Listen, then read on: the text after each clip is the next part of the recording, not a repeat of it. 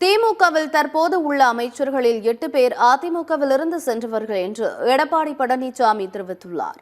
புதுக்கோட்டையில் மக்களை காப்போம் தமிழகத்தை மீட்போம் சுற்றுப்பயணத்தில் பேசிய அவர், அதிமுக மீண்டும் ஆட்சிக்கு வரும்போது காவிரி, குண்டாறு, வைகை திட்டம் செயல்படுத்தப்படும் என்று வாக்குறுதி அளித்தார். திமுக ஆட்சியில் மின்கட்டணம் 67% உயர்ந்துள்ளதாக குறிப்பிட்ட அவர், மின்கட்டணம் கணக்கீடு செய்யும் முறை குறித்து யாருக்கும் தெரியவில்லை என்று கூறினார். தற்போதைய திமுக ஆட்சியில் காவல்துறையினருக்கே பாதுகாப்பு இல்லாத அவலநிலை ஏற்பட்டிருப்பதாக எடப்பாடி பழனிசாமி விமர்சித்தார். காவிரி குண்டாறு திட்டத்தை தொடக்கி வைத்து சுமார் முதற்கட்டமாக 700 கோடி ஒதுக்கப்பட்டு இந்த தினம் ஆட்சியாளர்கள் அதை முடக்கி வைத்திருக்கின்றார்கள். இந்த விவசாய பணிகளை மேற்கொள்வதற்கு விவசாயி தொழிலாளிகள் நிரந்தரமாக வேலைவாய்ப்பு கிடைப்பதற்கு அற்புதமான திட்டத்தை காவிரி குண்டாறு திட்டத்தை கொண்டு வந்த அரசாங்கம் அதிமுக அரசாங்கம். அதிமுக ஆட்சியில் தொடங்கப்பட்ட திட்டம் என்ற ஒரே காரணத்திற்காக மக்களுக்கு வழங்குகின்ற குடிநீரில் கூட அரசியல் செய்கின்ற ஒரே கட்சி திமுக கட்சி. இந்த மக்களுக்கு முழுமையாக தண்ணீர் கிடைக்கவில்லை என்று என்னிடத்திலே புகார் வந்திருக்கின்றது. மீண்டும் அதிமுக ஆட்சி மலர்ந்தவுடன் தங்குதடை இல்லாம 2306 கிராமங்களுக்கும் தண்ணீர் நிறைவாக கிடைக்கும். தொடர்ந்து திருமயத்தில் பரப்புரை மேற்கொண்ட அவர், அதிமுகவிலிருந்து விலகி திமுகவில் இணைந்த 8 பேர் தற்போது அமைச்சர்களாக உள்ளதாக எடப்பாடி பழனிசாமி தெரிவித்தார். ஆனால் திமுகவில் உழைத்தவர்களுக்கு பதவியும் இல்லை, மரியாதையும் இல்லை என்று விமர்சித்தார்.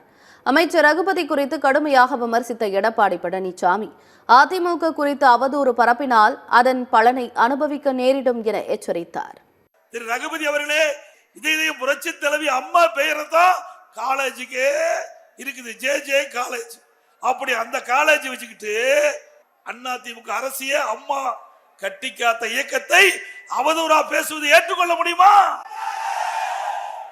நீங்க போய் கூவுங்க, நாங்க வேண்டாங்கல்ல. இவர் மட்டுமா? அதிமுக இருந்து போனவங்க 8 பேர் திமுக அமைச்சராக இருக்கிறாங்க. அப்படின்னா அந்த கட்சி செல்வா கலந்துட்டது, அந்த கட்சி திவாலாகி போச்சு. இங்க இருக்கிற போய் தான் அந்த கட்சியை நடத்திட்டு இருக்கிறான்.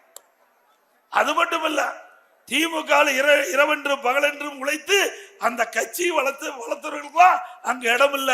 நம்முடைய கட்சியிலிருந்து இன்றைக்கு வெளியேறி திமுக போய் அடைஞ்சிருக்காங்கல்ல, அவங்களுக்கு தான் நல்ல இலக்கா.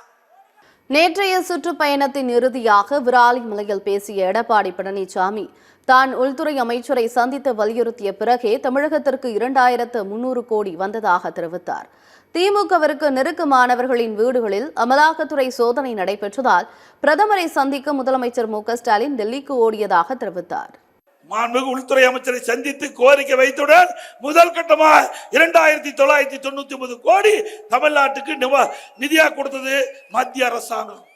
இதுல என்ன தப்பு? பாக்கங்காட்டி தானே நிதி கிடைச்சது. அது மட்டும் இல்ல, இவருக்கு தேவையானவர்கள் 2 இடத்துல ஈடி போனாங்க. 2 இடம் தான் ஈடி முடிஞ்சு போச்சு. அப்படியே போய் பாரத பிரதமர் அழைச்சிட்டு வந்து 3 நிகழ்ச்சி நடத்தினாங்க. ஒன்னு கேலோ இந்திய விளையாட்டு போட்டி, செஸ் ஒலிம்பியாட் போட்டி.